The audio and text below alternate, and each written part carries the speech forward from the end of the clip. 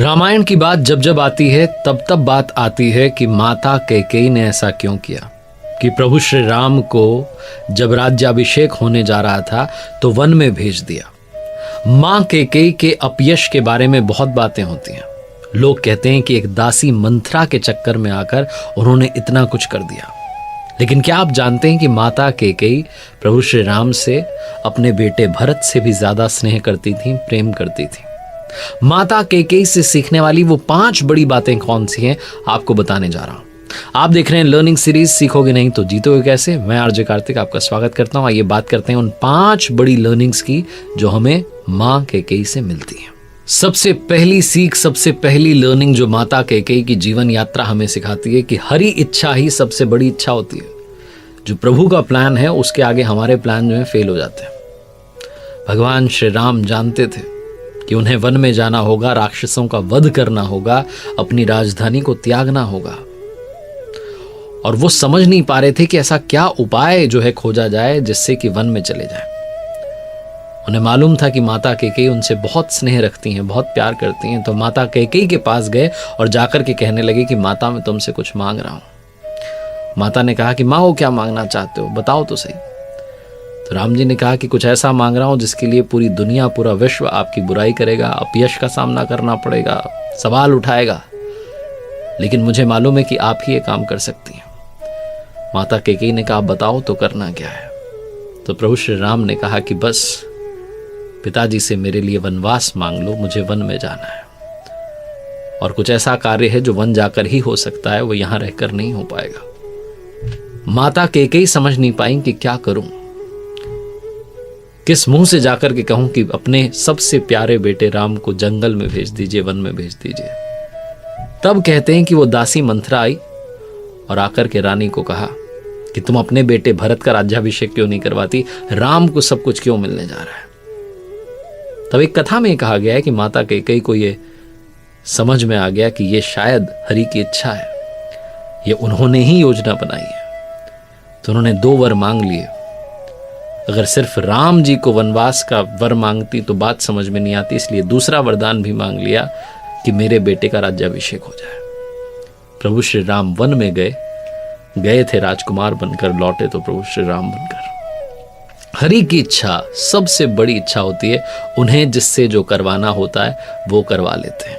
तो इस बात को जब हम ध्यान में रखते हैं तो जीवन बहुत सरल हो जाता है, बहुत सुगम हो जाता है। दूसरी बड़ी सीख जो माता कैकेयी की जीवन यात्रा सिखाती है, त्रेता युग में भगवान श्री राम वनवास से लौट आए तो राम जी ने भी, भरत जी ने भी माता कैकेयी को क्षमा कर दिया।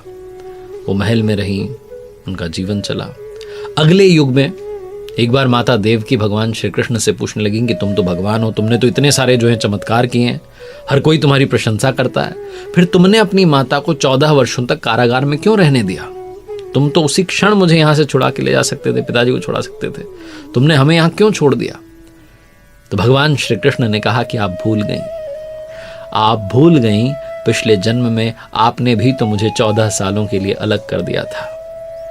तो माता देवकी ने कहा समझी नहीं। भगवान जी ने याद दिलाया कि आप माता कैकेयी थीं, आपने मुझे वनवास दिया था राम के रूप में। तो माता देवकी ने पूछा कि फिर कौशल्या का क्या हुआ?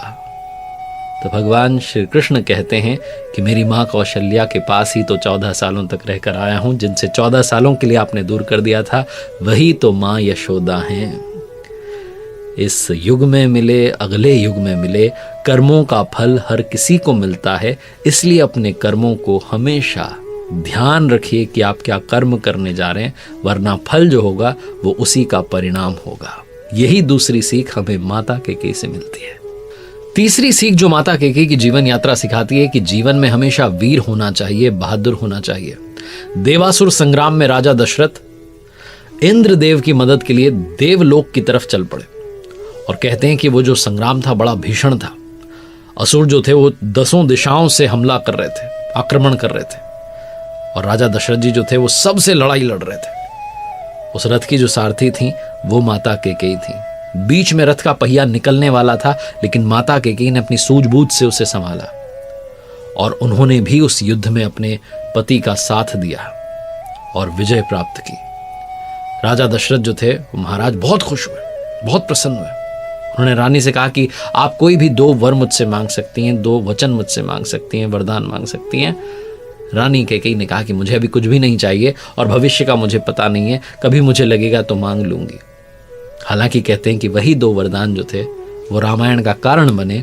उन्हीं 2 वर में रानी कैकेयी ने मांगा कि राम जी को वनवास मिले और भरत जी को राज्य मिले। चौथी सीख जो कि माता कैकेयी की जीवन यात्रा हमें सिखाती है कि क्षमा कर देना चाहिए, क्षमा भाव अपने अंदर लेकर के आना चाहिए। और जब आपको लगे कि आपसे बहुत बड़ी गलती हो गई है तो बिना देरी के क्षमा मांग भी लेना चाहिए। माता कैकेयी ने क्षमा मांग ली। उन्हें बहुत जल्दी इस बात का एहसास हुआ, समझ में आ गया कि बहुत बड़ा पाप हो गया। जब प्रभु श्री राम जैसे ही वन को गए तो कुछ दिनों के बाद ही महाराज की मृत्यु हो गई। वो पुत्र वियोग में बहुत परेशान थे।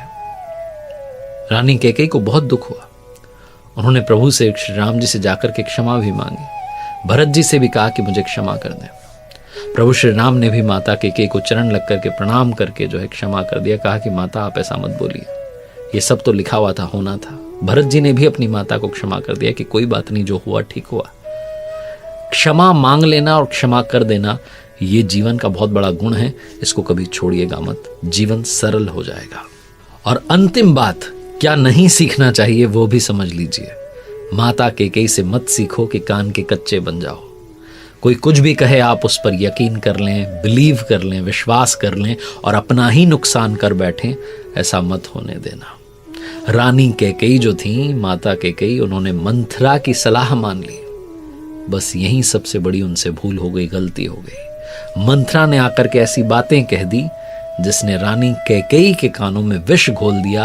वो कान की कच्ची हो गई और वहीं से सारी जो है रामायण की शुरुआत हुई। वो सब कुछ हुआ जिसकी वजह से प्रभु श्री राम को वन में जाना पड़ा। उनके पिताजी की मृत्यु हो गई, माता सीता को रावण अपहरण करके ले गया।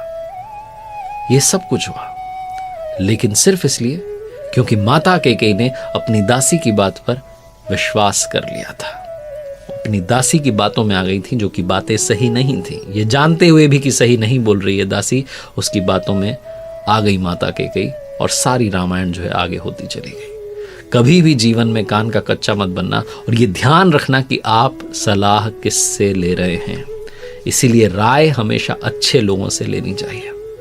देखते रहिए मेरे साथ हर सोमवार सुबह 9:30 बजे नई कहानी, हर शुक्रवार सुबह 9:30 बजे लर्निंग सीरीज का एक नया वीडियो। कर दिखाओ कुछ ऐसा कि दुनिया करना चाहे आपके जैसा। प्रभु श्री राम की कृपा हम सभी पर बनी रहे।